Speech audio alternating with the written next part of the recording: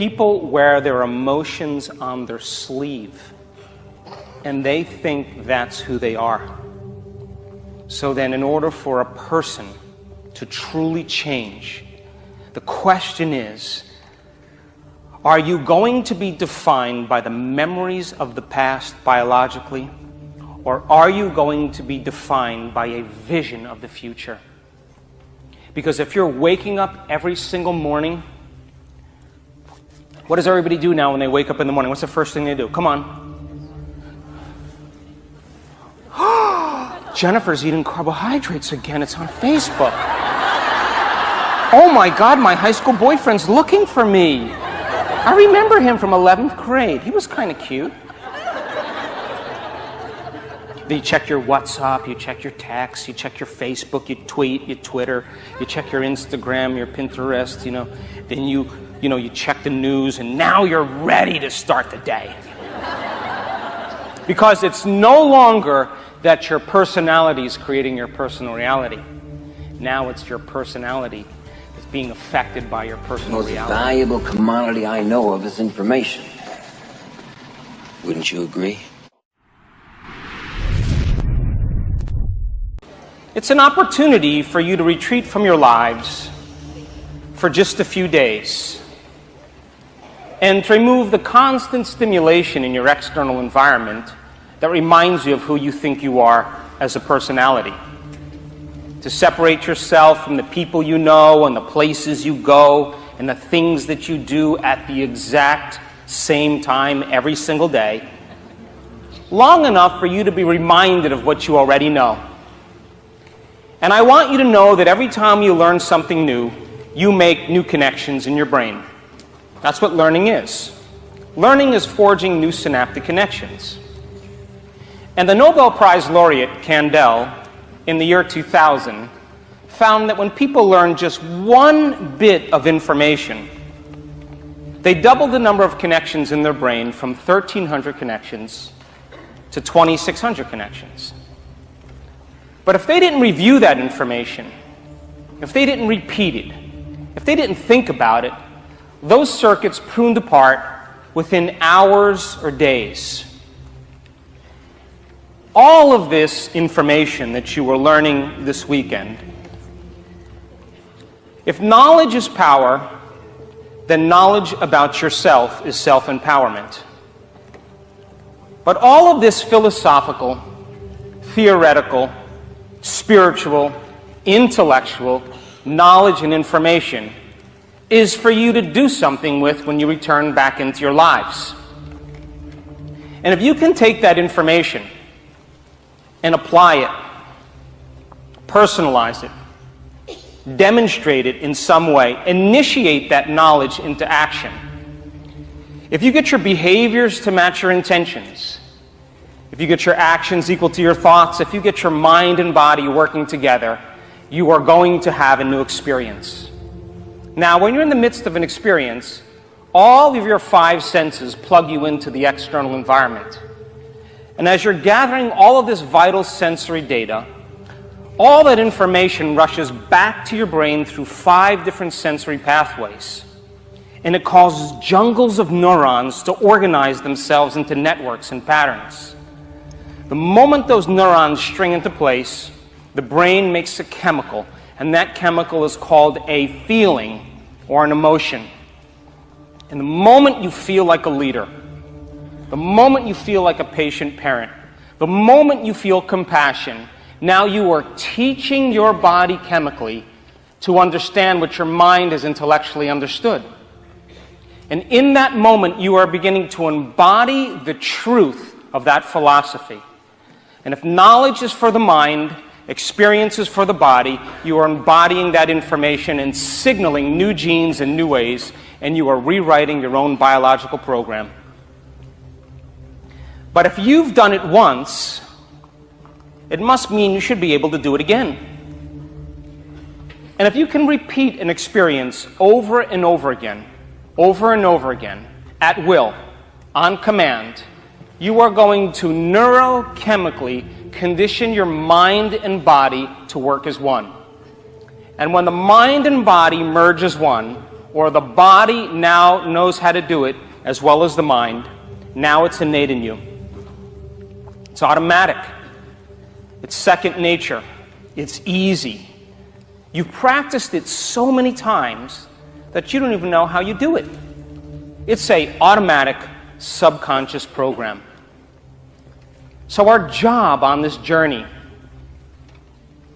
is to go from philosopher to initiate to master, from knowledge to experience to wisdom, from mind to body to soul, from thinking to doing to being, to learning it in your head, practicing it with your hands, and knowing it by heart. And you and I have all the biological and neurological machinery to do this. And this is a time in history where it's not enough to know. This is a time in history to know how. And science has become the contemporary language of mysticism. In fact, science demystifies the mystical. And if you can combine a little quantum physics with a little neuroscience, with a little neuroendocrinology, with a little psychoneuroimmunology, a little epigenetics, they all point the finger at possibility. And people are beginning to not wait for crisis or trauma or disease or diagnosis or loss to get about the business of change in their life. Because you can learn and change in a state of pain and suffering, which has been the old model of reality up until this point, or you can learn and change in a state of joy and inspiration. Which would you like to do at this point? So then,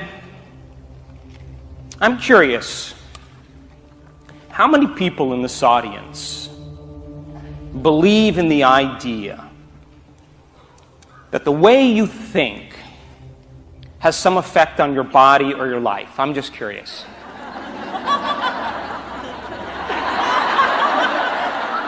You do, yes? Well, how many people actually woke up this morning and consciously created a future?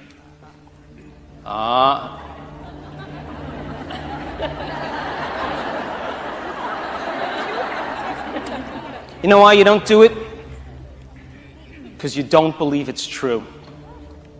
If you knew that your thoughts created your reality, would you ever miss a day in creating the life that you want? And would you ever let any thought slip by your awareness that you didn't want to experience? Now, you told me that your thoughts have something to do with your destiny, yes? Yes.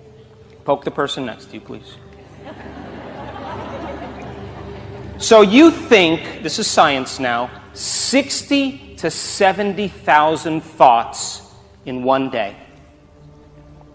90% of those thoughts are the same thoughts as the day before. Hint, because the same thoughts will always lead to the same choices. And the same choices will lead to the same behaviors. And the same behaviors will create the same experiences. And the same experiences produce the same emotions. And those same emotions drive your very same thoughts. And your biology, your neurocircuitry, your neurochemistry, your hormones, and even your genetic expression are equal to how you think, how you act, and how you feel. And how you think, how you act, and how you feel is called your personality. And your personality creates your personal reality. That's it. So then if you wanted to create a new personal reality, a new life, you would have to change your personality, wouldn't you? Hello? Yes. Poke the person next to you again. Which means then you'd have to start thinking about what you've been thinking about and change it. You'd have to become aware of your unconscious habits and behaviors and modify them. And then you'd have to look at those emotions that keep you anchored to the past and decide, do these emotions belong in my future? You see, most people try to create a new personal reality as the same personality, and it doesn't work. You're literally going to have to become someone else. And so, you can't run up to me and say, "How come I'm not living in Santa Fe, New Mexico with my 3 dogs?" Because I'll tell you, the personality who's living in Santa Fe, New Mexico looks nothing like that.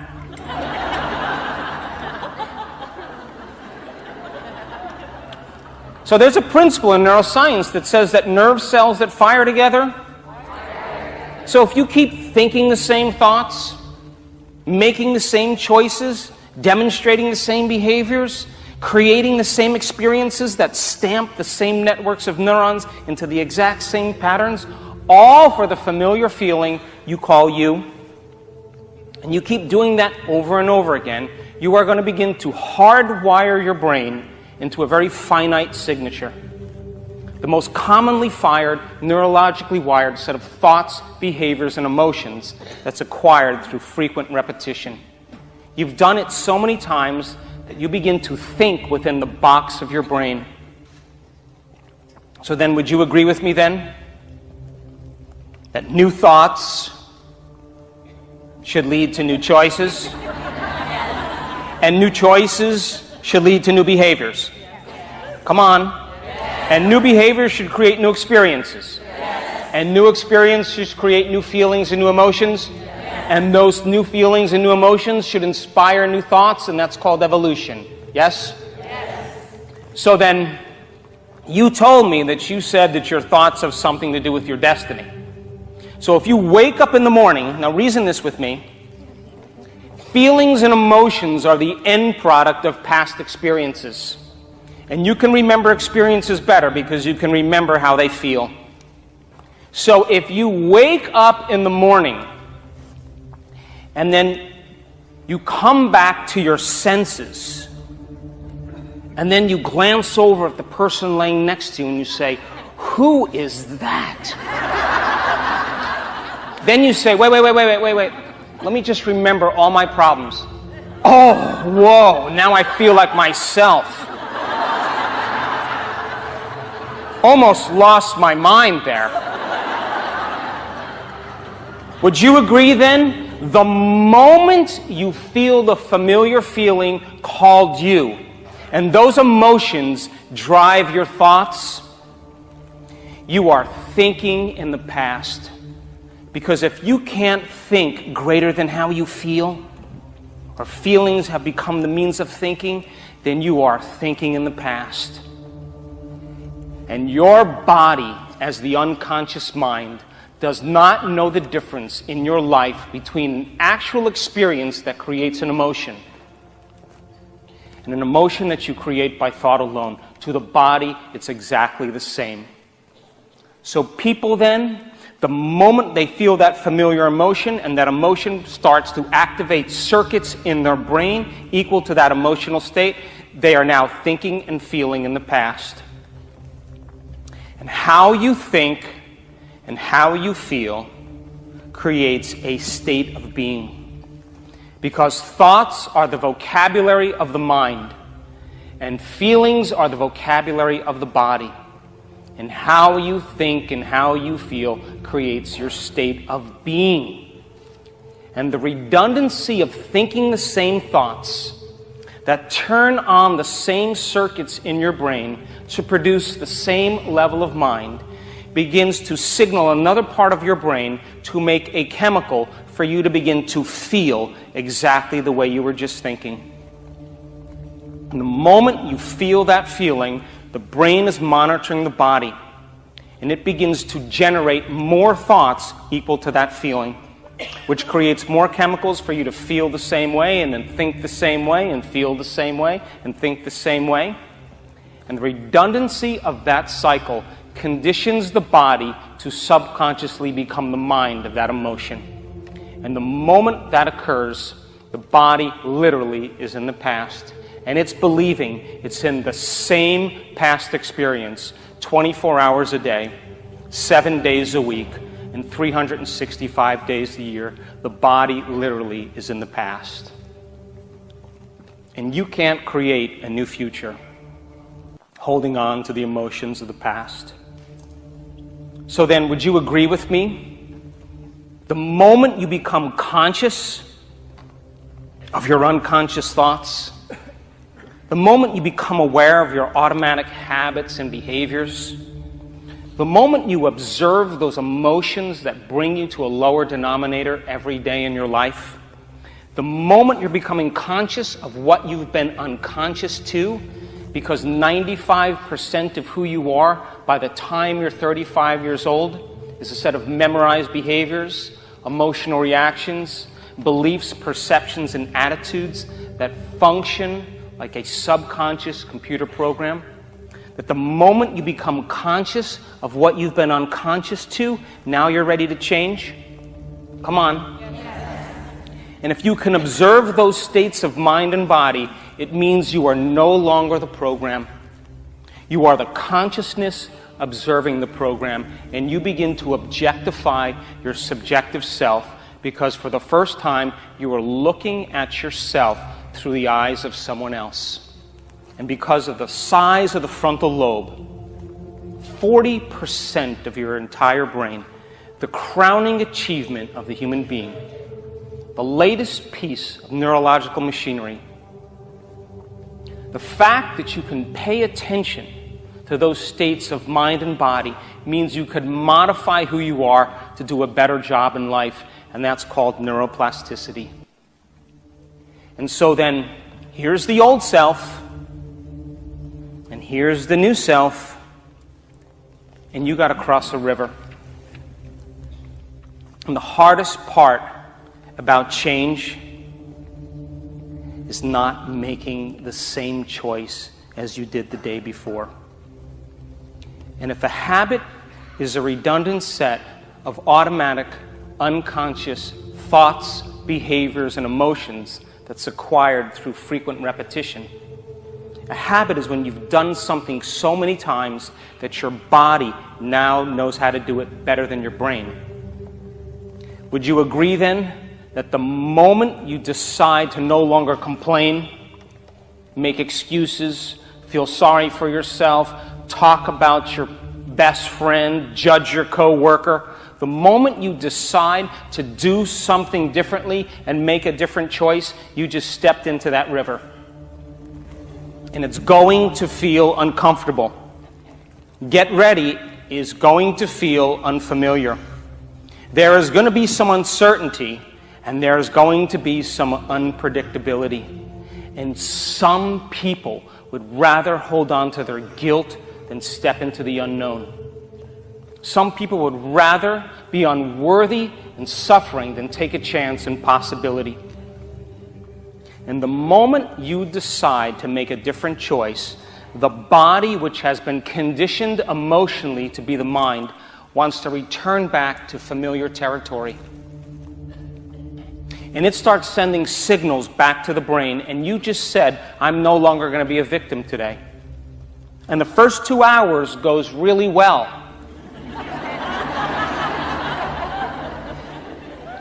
But the body, which has been conditioned to be the mind, the servant is now the master.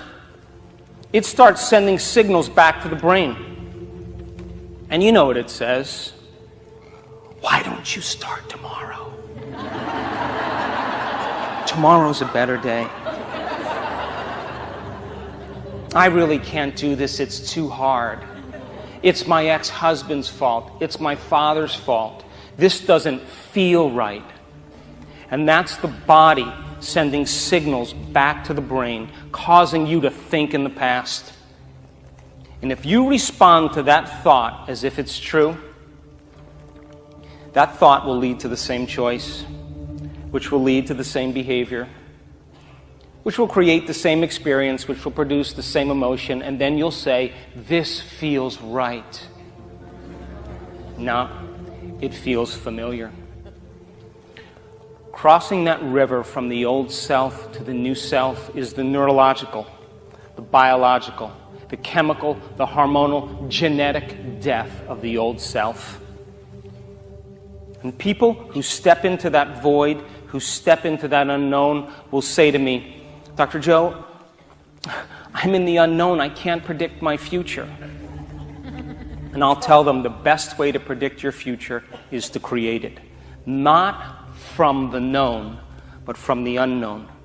And that place of unknown is the field of potentials called the quantum field. What thoughts do you want to fire and wire in your brain? What behaviors will you demonstrate in one day, one lifetime? And what if you were to rehearse those behaviors in your mind before you started your day? The latest research in neuroscience shows that you can change your brain just by thinking differently, which means now your brain is no longer a record of the past. It is now, in fact, a map to the future. Because as you rehearse and plan your behaviors and review them in your mind, you begin to install the neurological hardware in your brain to look like the event has already occurred. Now, great people like you, common people like you, are doing the uncommon. And they are not waiting for their healing to feel wholeness. They are not waiting for their success to feel empowerment. They're not waiting for their new relationship to feel love, or their new job to feel gratitude, or their wealth to feel abundance, or the mystical moment to feel awe. That's the old model of reality of cause and effect. Waiting for something outside of you to change how you feel inside of you, to give you relief. And the moment you feel better inside of you, you begin to pay attention to whoever or whatever caused it. And that event creates a memory, and that's Newtonian physics, the physics of predictability. But the quantum model of reality is about causing an effect, which means when you're in awe, you're going to have a mystical experience. When you feel empowered, you are going to create success. When you feel whole and satisfied with who you are, there will be a healing. When you feel so worthy and so abundant, you know your wealth is coming. And when you're in love with your life, in love with yourself, you will create an equal. And when you get up from your meditation or your internal practice in a state of gratitude, your body, as the unconscious mind, already accepts, believes, and surrenders to that outcome. And that job will come. And that's causing an effect in your life. And there isn't a person in this room that is so special to be excluded from that phenomenon. And the hardest part of all of this is making the time to do it.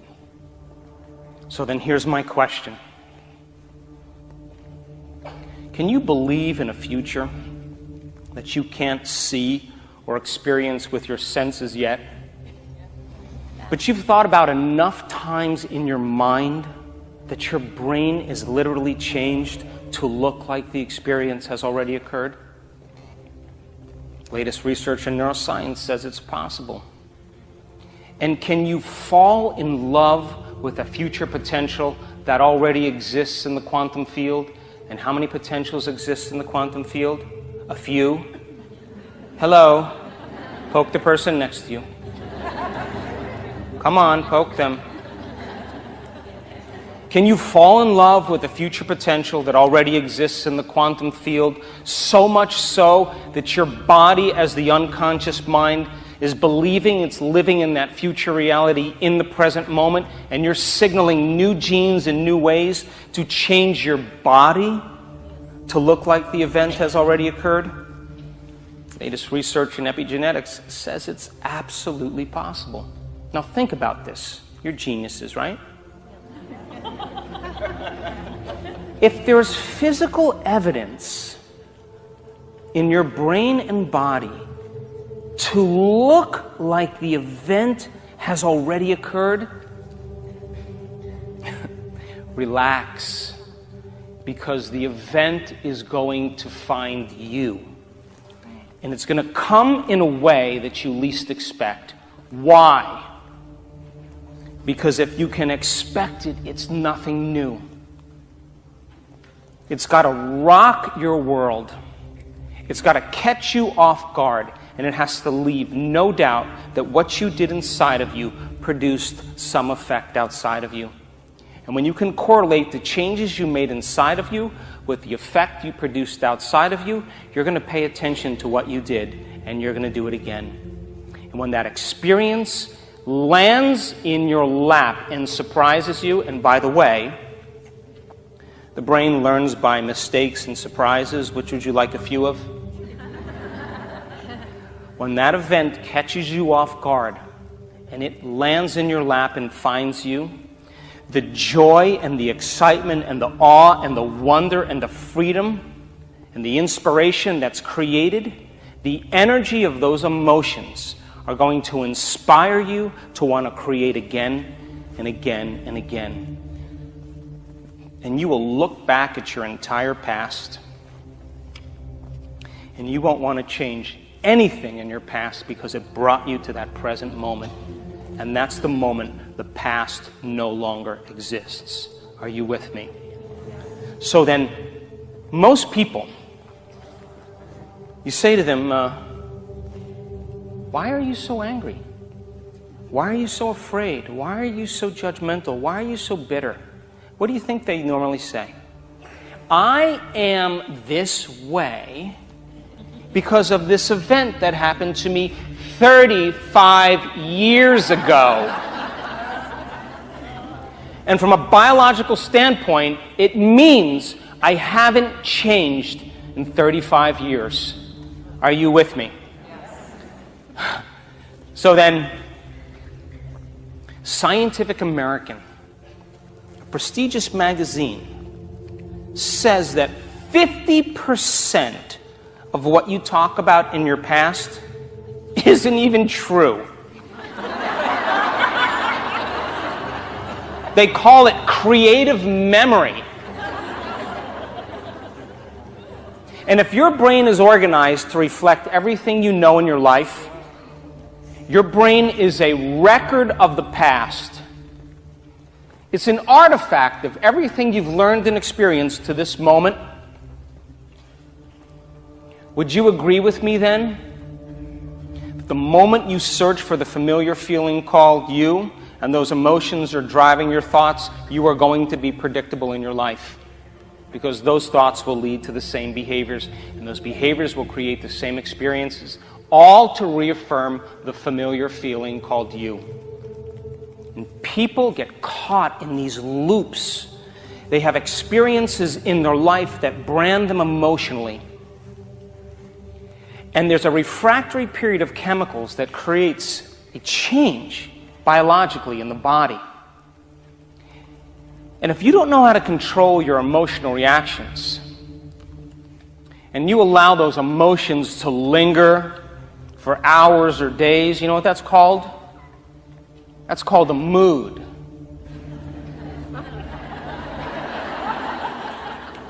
What's wrong with you? I'm in a mood. Really? Here it comes. What happened? Well, I had this experience 9 days ago, and I'm having one long emotional reaction. And you keep that same refractory period going on for weeks or months. That's called a temperament. What's up with him? I don't know. Let's ask him. Why is he so bitter? Why are you so bitter? Well, I had this thing happen to me 7 months ago. I got fired from my job, and I'm memorizing my emotional reaction.